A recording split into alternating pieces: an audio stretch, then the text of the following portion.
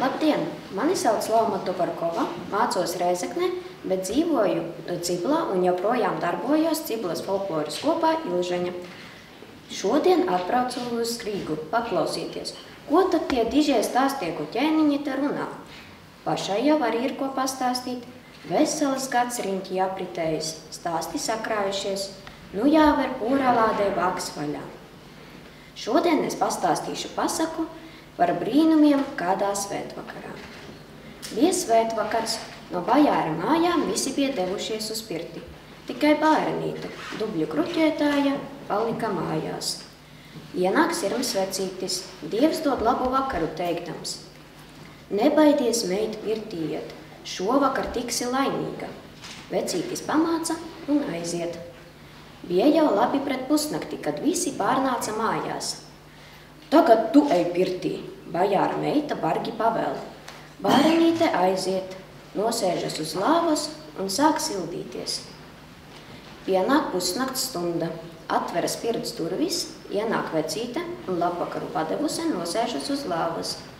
Nebaidies, meit, viņa laipni iesaka, es esmu pati Māra. Saki man, ko tu tik vēlu pirtī dari?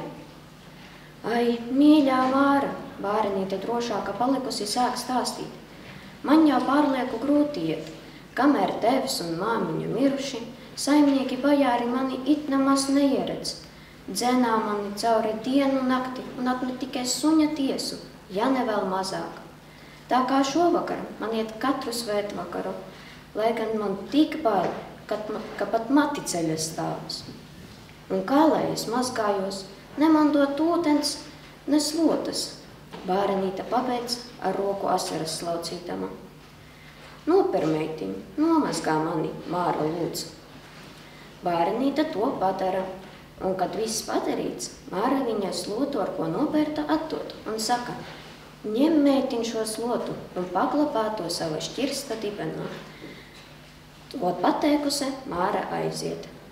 Bārenīte tā arī izdara un noliek šķirstā slotu.